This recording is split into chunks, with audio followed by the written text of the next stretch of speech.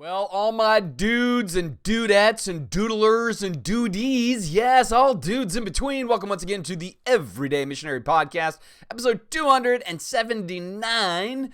And today I want to kind of talk about a Bible passage that does mean a lot to me. I think gets used in probably misappropriated ways often in our society. And in fact, the very groups of people that use this Bible verse a lot, I think are actually succumbing to the very warning that it has. Doesn't that sound provocative? Oh man, I hope it does to you because it does to me. So again, my name is Matt Boswell, the host of the Everyday Missionary Podcast. And here, the mission is always to figure out how can we be better everyday missionaries in the lives that we are living, right? So I think part of that just is about our own personal ethic and our own personal sense of focus and ambition to bring Jesus in very real life ways to the spaces of everyday life, right? Like you're trying to figure out how can I think and act like Jesus and all the stuff that comes my way? What would Jesus have me do when that thing happens? And I think what that requires then is frankly to go right back into the Gospels and go, how did Jesus do business, right? Like I'm still a big advocate that Matthew, Mark, Luke, and John are the centering point, the illustrative point that gives then the architecture to the rest of our understanding of the Bible, and certainly it gives architecture on how we are to take all those other pieces of the Bible and then drive it through the grid of what would Jesus do in light of all of this. I want to apply all these things, but in light of Jesus, because in the book of Hebrews, it says, you know, God's spoken through the prophets and all these different dudes in latter times, but in these last days, he's spoken to us through his son. And so in that sense, Jesus becomes the ultimate filter, the lens by which we evaluate life and live. So, you know, when I go, how should I live? What should I do? I don't go, well, how can I live like Moses or Elijah or simply like Paul or Peter, though they're very, very inspiring. But I think about Paul when he says, hey, man, imitate me as I imitate Christ. Like his whole goal was, I wanted to be like, if I'm not imitating Christ, don't imitate me. But if I'm imitating Christ, imitate me as I imitate Christ, which tells me Christ then is the center point of everything. And he is, again, the grid by which we assess all the decisions that we make, our actions and reactions. All right. And when you go and look at that, then you start to easily see, how did Jesus respond to people? Well, to kind of more toxic, more self-righteous, religious-y type people, he was pretty hard on, right? To people who were messy and messed up and had all kinds of stuff in life, he was really, really gracious and gentle to. And he even says like, hey man, if you're weary and heavy laden, come to me. I'm going to give you rest because I'm gentle and lowly in heart. You're going to find rest when you come to me. And that's why I think so many people that were broken were so attracted to Jesus. It's why is the only truly perfect, holy person who ever walked the planet was attractive for disbelieving, disenfranchised people. You know, like that should like just beg a big question. Like, what is it that Jesus did that was then so radically attractive for those people that they wanted to hang with them and eat with them and everything else? And again, you know, like they knew their messy lives, and they knew in a culture that judged them all for their messy lives that a religious leader or a spiritual man should have been all the more condemning of them. But he appears to have kind of done an opposite thing. He made them feel safe and wanted and cared for. And then I believe it was in that context that then people were moved to confessing their sin, following Jesus, and in that being truly transformed people because they weren't bludgeoned or guilted or shamed into a repentant type space, but they were moved and wooed into that space because of the infectious love and care and investment of Jesus. And so this is why I do think things like the Sermon on the Mount and Sermon on the Plain and the fruit of the Spirit and the definition of love, the stuff I bang on the podcast all the time, play the most important mammoth role in the tone setting of gospel work.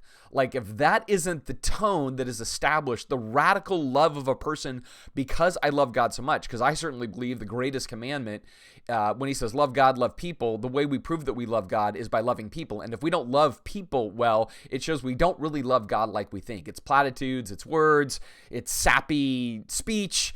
But the real boots on the ground proof of God, I love you so much, I am willing to love the unlovely, I'm willing to go the extra mile for the unlovely. I am willing to not judge the unlovely. Like all that stuff that's there, I'm willing to go to others when there's something broken and I think they're unlovely, but I don't want to be unlovely to them. So I'm going to go and I'm going to make it right. All of that kind of stuff that's in there, right? Or caring for the poor with alms in chapter 6, like all that stuff that's in the Sermon on the Mount to me is, again, the ways that we are bringing Jesus to the pavement of life. And so they're not things to be stitched on pillows and bumper stickers and coffee mugs and, nice little bookmarks that we use within our Bibles and everything else. They are marching orders to be lived out, right? So when you think about how Jesus did stuff, that's how we're supposed to do stuff. And therefore, from that, hopefully, then people go like, oh, yeah, this is a real thing. This isn't just another religion with a bunch of rules. They follow somebody who's truly transformed their life, made them into truly the salt and light of the earth. And I see their good works, and I can't help but want to glorify God in heaven because of their good works that I see. So when Jesus says that in Matthew chapter 5, 13 to 16, that always alarms me to the fact that, oh, yeah, what I should be emulating then in the world is not simply looking like Jesus, but that's going to look like salt and light. And people should then look and go, man, I'm going to glorify God in heaven because of how you live, what you say, what you do, how you act, the actions and reactions of your life, like all of that. I see something really, really good, beautiful, and wholesome, and you're attributing that to this person, Jesus, and what he's done for you. And he was giving you new life and everything else. And so it seems that for you, life is better with Jesus. And it seems that everywhere you go, you make life better for others because of Jesus.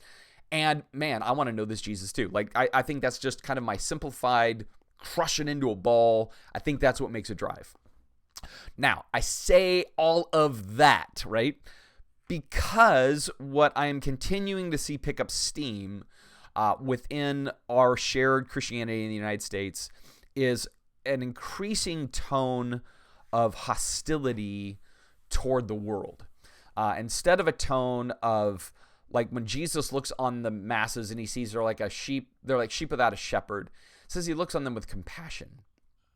I'm watching and listening and reading more, and I'm actually seeing where there are increasingly Christian leaders that are looking out on the masses. They're like a sheep without a shepherd, and instead of compassion, it's vilification. And we need to fight now the sheep that are without a shepherd. We need to go to war. Like, we've decided they're all goats already. Like, only Jesus can separate sheep and goats, but we've decided, they're all goats, and we're going to go to war against the goats. Because we're the sheep, they're the goats. We're going to go, sheep are going to fight goats, forgetting the whole idea of what Jesus is up to here.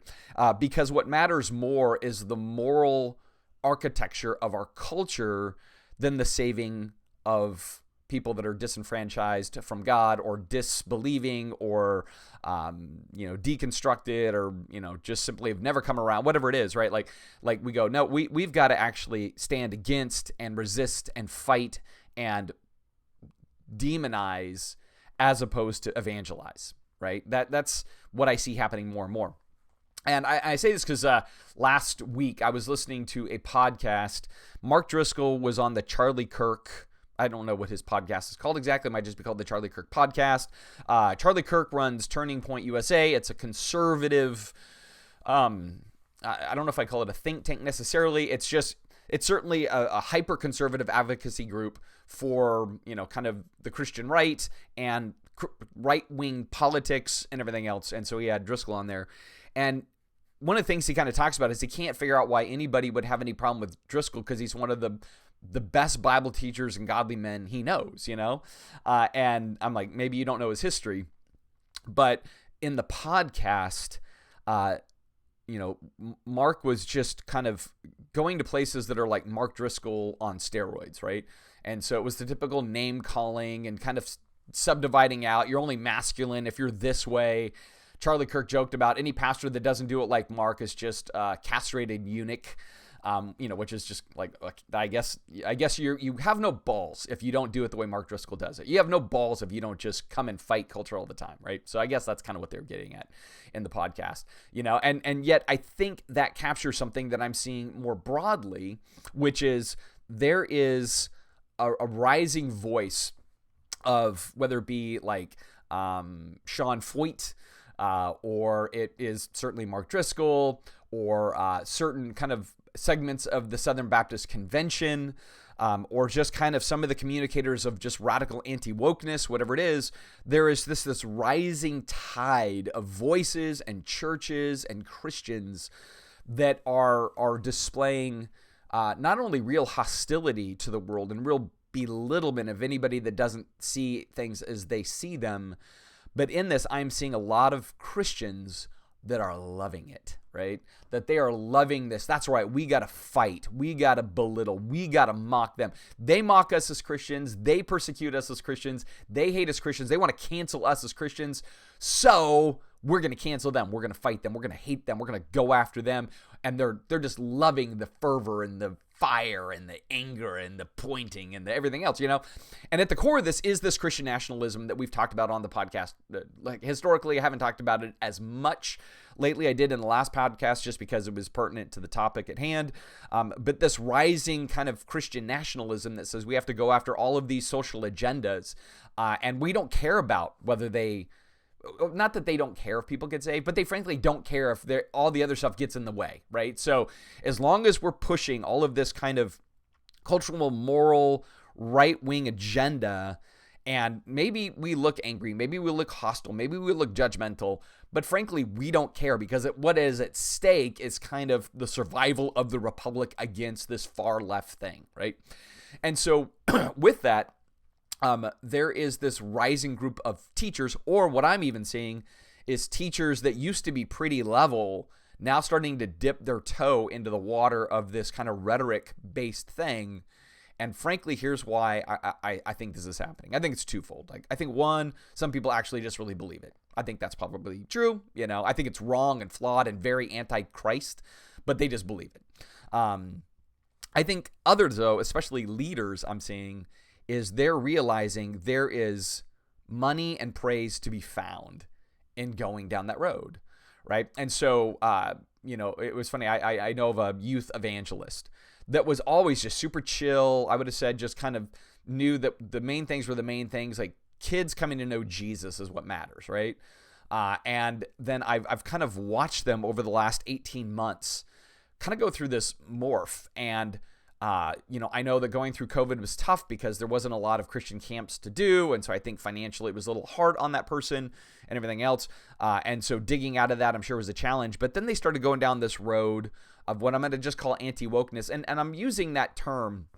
I know it has its own kind of loaded stuff in it or whatever else, but like there's just these hot topic points, right? So race issues, LGBTQ issues, public school board and books issues, you know, just there's kind of those things that it's like those are the easy low-hanging fruit to go to war with kind of thing. And so this individual is now really doubling down on messaging like, let me do your camp and I'll make sure your kids don't become woke kind of thing. And their schedule skyrocketed, right? Like they're getting gigs all over the place. And I'm like, I thought it used to be, hey, send me to your kids' camp and I'll introduce them to Jesus. Now it's send me to your kids' camp and I'll make sure they don't become woke, you know? And I get, though, why then people are going, yes, right? Because there's so much of the echo chamber out there that says every school in the country wants to liberalize and degenderify, which maybe I just made up a word, degenderify your kid. And so we need you to come and make sure our kids don't fall into the pathogen of this stuff. And so he's getting gigs all over the place, right? In ways that he didn't get them before. Mark Driscoll, again, was kind of shunned and ostracized by much of Christianity for the things that he did that he never repented of. But now he's rolling in harsh, hot, funny. I mean, he's funny, he's quick, he's clever, he's witty, and cruel. He's just cruel. And man, his Twitter/X following is just skyrocketing right now. Skyrocketing. Right? Or there's a guy, Owen Strahan, who is kind of a fiery guy, kind of known for his anti-wokeness within Christian circles. But even he now is going, whoa, this is getting too out of control, because now what is invited into the church is a lot of kind of white nationalism and xenophobia and kind of mono-ethnic Christianity is coming in with this whole thing. And people are eating it up, though, because these people that are fundamentally racists are saying the stuff that people want to hear. And because they're doing that, they're just blending in more and more to the Christian community and seeding in there kind of this white nationalism along with the high anti-woke rhetoric, all kind of busted in there together. And so it's a toxin to the context of the church. In fact, I even heard recently of a Bible college president that said, you know what you need to do? You need to vote your paycheck. And what he means by that is, let's just be honest, man. The only way we're going to survive is that we go hard right. And the only way our institution is going to survive is that we pander to those ideas and we kind of start sounding anti-woke ourselves, because then parents are going to send their kids to our institution and maybe we can dig out of the hole that we're in, right? So again, what the problem is with all of this is it's always easier to sound hateful than loving. It's always easier to be mad than to be kind. It's always easier to vilify and demonize as opposed to evangelize, right? Like that, it's just always easier to do that. And when everybody's hearing their little versions in the media of just how bad everything is and how we should be very afraid of the other side, they're going to throw time and energy and money in that direction. And in that, the vision and heart and kingdom of Jesus loses. Every time this happens, the kingdom of Jesus loses, because what people begin to do is say, Jesus' way won't work. Like, you just don't get it, man. You cannot turn the other cheek and win a cultural battle. You can't. Even though the early church within 350 years did that very thing specifically because they turned the other cheek and went the extra mile and loved their enemy and didn't judge their enemy, but actually cared for their enemy. And they knew that, hey, man, mercy triumphs over judgment. Like, they really bought into Jesus. They did. That's, you know, when people talk to me about like evangelism and stuff, I'm like, I don't know how to break it to you, but just simply saying we're just going to shout the gospel and that's all that we need. I go, you can shout it all you want, but if you're not living it in love and generosity and gentleness, nobody wants it. I've seen dudes on the street corner with a blowhorn. Nobody wants it, right? But the early church, man, they just endured under patience, and they knew that the blood of the martyrs was the seed of the church. They just believed that. And they loved their enemies unto death. And from that, eventually, their enemies became Jesus followers, right?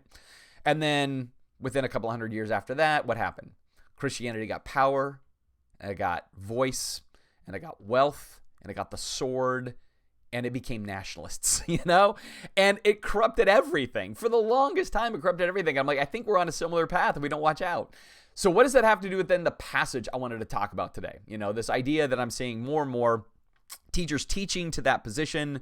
They're getting much more elevation, money, kind of platform to do it. Why is that happening? All right, this is my theory. 2 Timothy chapter 4, starting in verse 2. He says to Timothy, this is Paul, he says, preach the word of God. Be prepared whether the time is favorable or not.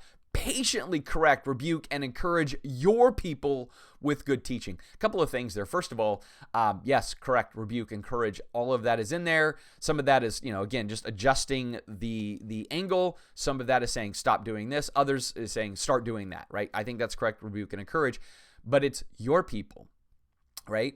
And I see some of what's going on in these ranks is it's lecturing the outside world about how they're not following the word, as opposed to telling our inside people, hey, this is how you're not following the word. I think in particular to being like Jesus, right?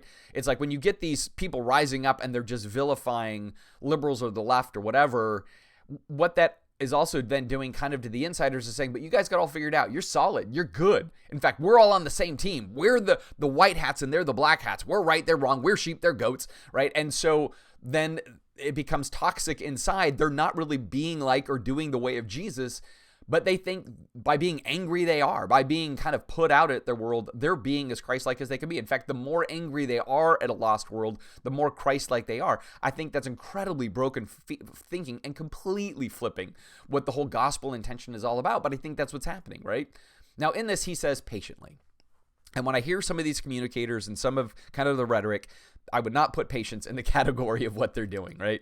I think it's maybe even the opposite of patience. I think it's aggressive and it's right now-ish and it's bludgeoning, right? And so as much as the left can shame and cancel and want to destroy, I'm seeing it in quadrants of the right church as well.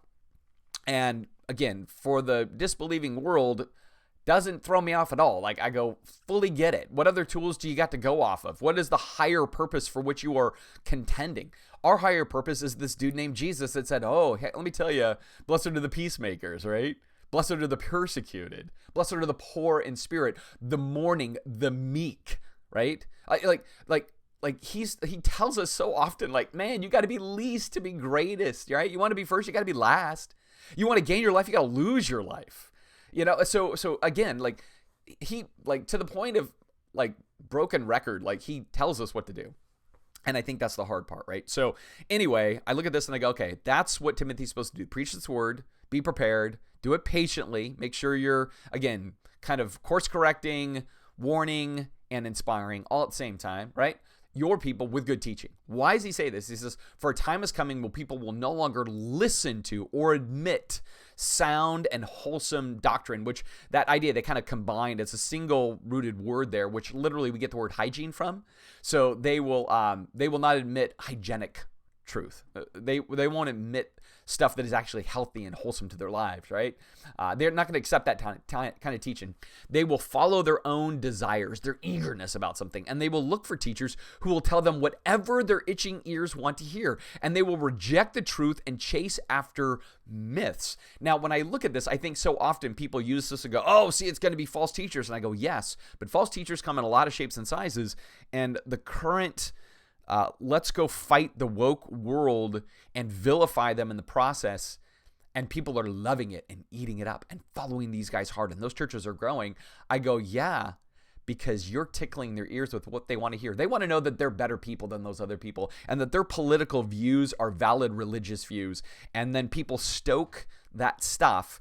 And then they go, thank you, thank you, thank you. Keep tickling with my ears with my angry, I want my way stuff that I want to hear.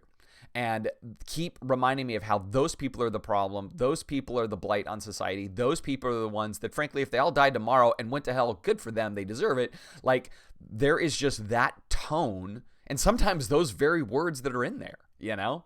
Like I remember, I think I shared on the podcast recently about a pastor in Spokane. I was sharing about if you're the parent of a transgender youth and you help them transition, you should be shot in the back of the head and strung up on a local bridge for the rest of the community to see that we don't put up with this here, you know? And I'm like, for any Christian pastor to say you should be shot in the back of the head and strung up is not a Christian pastor. They're a Mosaic pastor, sure. You're preaching Moses hard, man. I got you.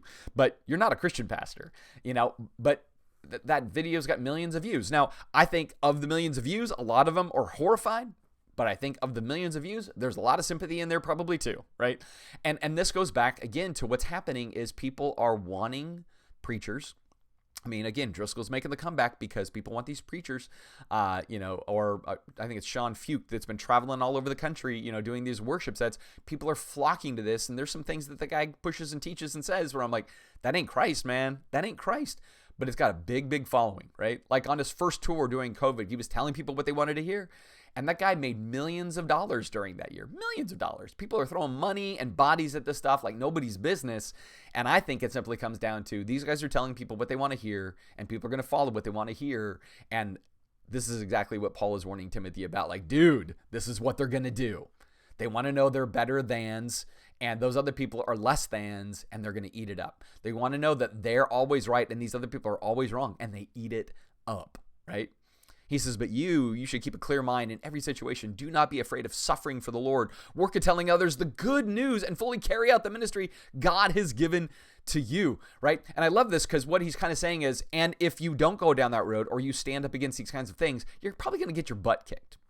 And I have seen that with pastors over the last couple of years where they would try to speak into this space and they lose people, they lose following, they lose funding, they lose jobs and everything else. It's kind of the funny thing that to be anti-woke in the Christian context is to probably secure your job.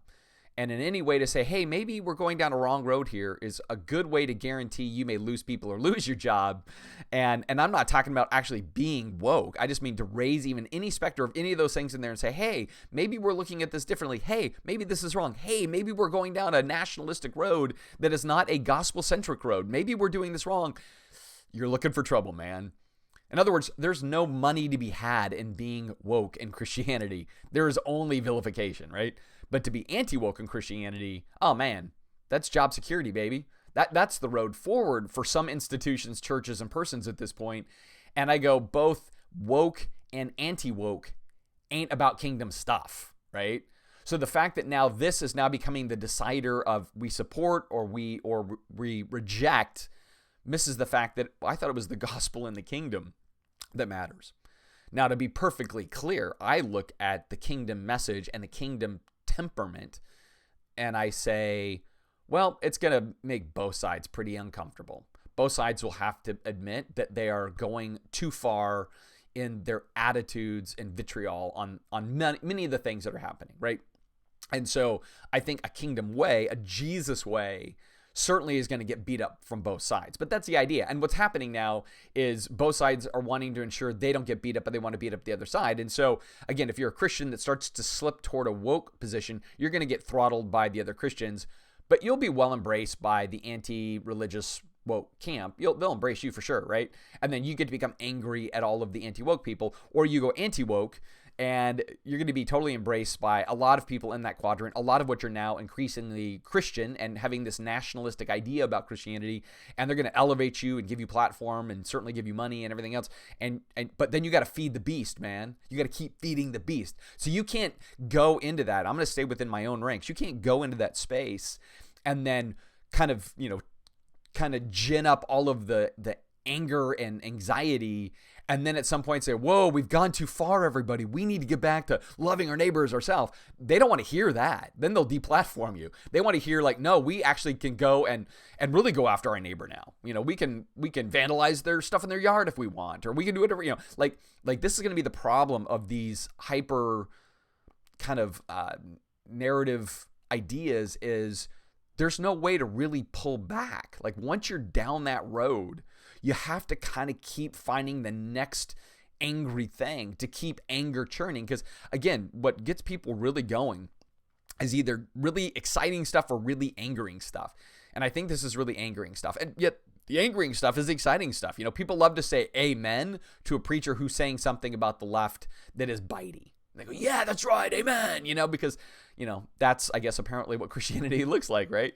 And I go, no, this is really what it comes down to is people want certain teachers that tickle their ears with their own anger and their own vilification of a disbelieving and lost world, and the gospel suffers. I always go back to that. The gospel suffers because the gospel is, I believe, I should say, that the gospel should be spoken in a tone, and the tone, I believe, is one of, I deeply care for you. And we can't say, I deeply care for them and their evil wickedness. Because that doesn't care. That's judgment.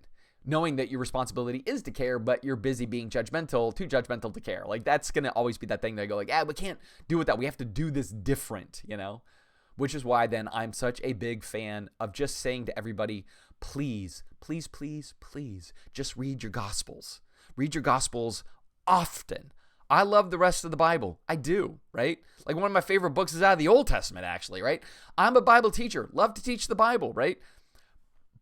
But Jesus is Jesus is the thing. Like Jesus is the thing, And I think when we do that and when we center on Jesus, we'll realize that what a lot of these rising teachers are doing and institutions are now chasing down is I'm not saying they're not Christians, right? Like part of it is because everybody knows my door's wider when it comes to Christianity than most.